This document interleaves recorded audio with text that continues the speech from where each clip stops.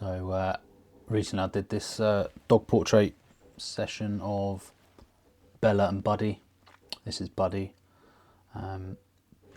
He was really good. He sat quite still most of the time. As you can see, got this one staring straight at the camera, which is what I'm always aiming for.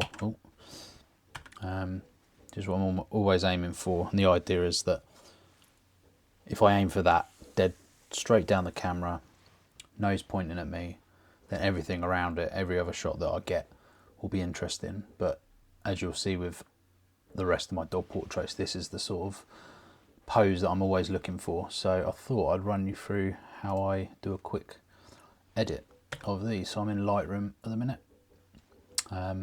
First I like to get my crop, get what I want it to look like within the frame done. So again, I try and line up the eyes, get them level, but obviously if his head wasn't level and I do it too much, he's going to look on the wonk. So sometimes it's a bit of a trial and error, but it's trying to get it close without it looking unnatural. It looks like you rotated the frame, but that looks all right. There we go. So next thing I'm going to do is I'm going to add in probably not that. These are all presets that I use and save and give me a base setting. That was an old dog version I used to have, but I don't like that anymore. So I'm going to go with this one here. So let's warm it up a little bit. It's a little bit cold. Bring up that temperature slider.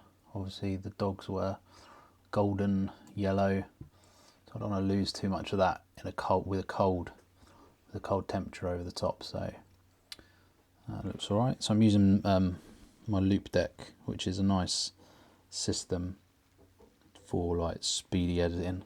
Once you get used to where all the buttons and knobs are, it really makes you fly, especially if you're editing a wedding, you've got thousands of photos, or a big portrait session.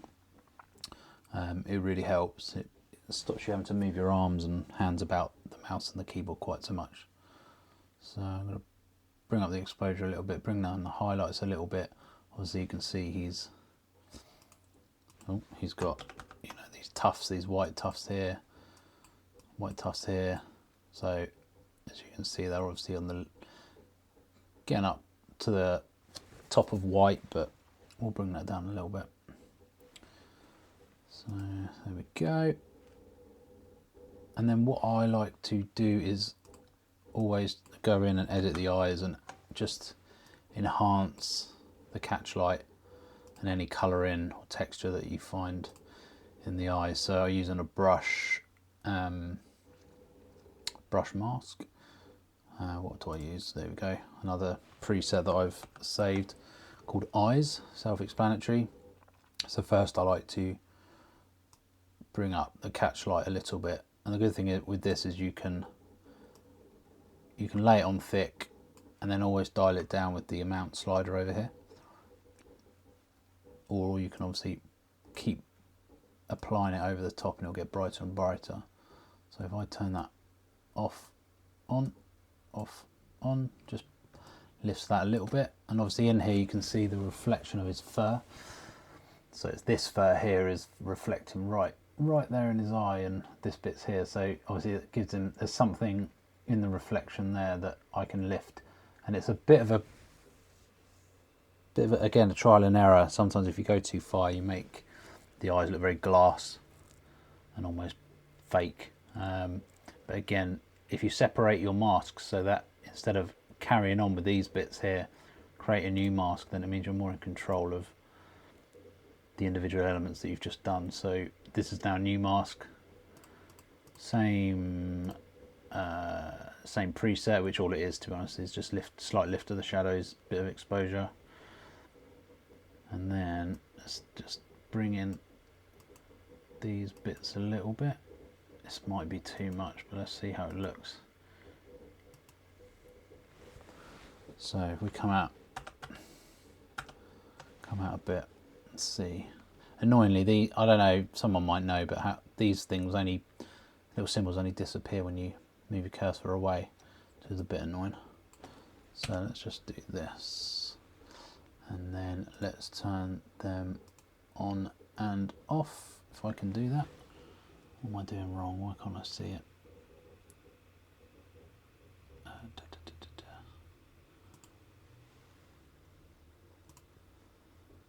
Oh, I don't know what I'm doing now. What have I done? Let's get that back. Ah, that's annoying. So when you go like this to close off all the rest of the screen to get a bit of a better look, it annoyingly hides the little panel here that gives you the preview and the turn off and turn on. So that's off, and that's on. Off, on. I quite like that. That works nicely. So let's zoom back out. Let's close this for a second. But we're actually going to go back into that. What I'm going to do, and I like to do, is to add quite a harsh vignette. So try and really isolate the dog from the background.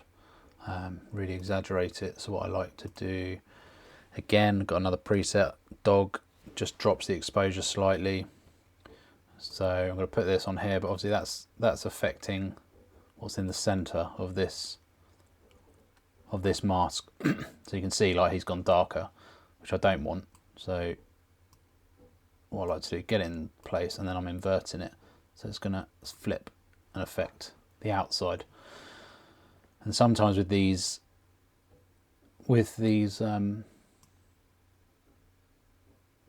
masks, it's hard if you're being very subtle with it. It's really hard sometimes to see what you're doing. So I sometimes over exaggerate what you're doing, so you can see where it's being applied. And then when you've got the positioning of your mask, you can then ease off it. Obviously, this looks terrible like that, but it allows me to see the fall off to the mask much easier. And then let's put it back to nothing, so there's nothing there, and then just bring it in slightly. So probably, yeah, maybe like that. Again, let's turn it all off. Just makes him pop a little bit. And what you can do, which is not a new feature, but I remember it wasn't something you could do, is up in the masking panels, you can deduct, you can subtract what you've just done. So obviously I've added that. All that red is where something is being applied. And what I think I want to do is just delete a little bit of it off his sort of lower torso, inner legs. So you can press the subtract, and all these options as to how you're going to subtract. You could click subject, and it would subtract everything based on the AI picking the subject out, and it would pick him out completely on this, because it's nice and obvious there's an object with a solid background. But I don't want it to do that. I just want to take a bit of this down here away. So there we go, just lighten that a little bit. Bring that back so it's not too drastic down there. So there we go. Probably, yeah, no, that's fine, I like that. Before and after. Maybe take a little bit off his face a bit there. And the good thing about dogs, or the nice thing about dogs, obviously, because they're all furry and hairy, there's so much texture to play with. So sometimes I like to get the clarity or the texture and paint in some elements, like their nose can be really, really crisp. Obviously I've focused in on the eyes. That's where the focus is. So the nose is slightly out. So what did I shoot this on? F8. So even at F8 you can see the drop off, but it's only slight, and to be honest I'm zooming in so far. So what we could do is go back to here, add in another mask, get the brush, whack that slider up of texture, and crispen up these bits of his nose. Probably might be a bit too hard to see on the screen. And all these little hairs here, just bring those up, crispen up that stuff there. Maybe where the hair lines up with his eyes, so probably about there, that depth. Just a little bit more there. But I'm quite happy with that. let's turn that off. Let's do a before and after, which I think is this one. No, it's not. No, it's not. It's this one. So there we go. Give you a before and after. Yeah, it's quite sweet. Nice little pup.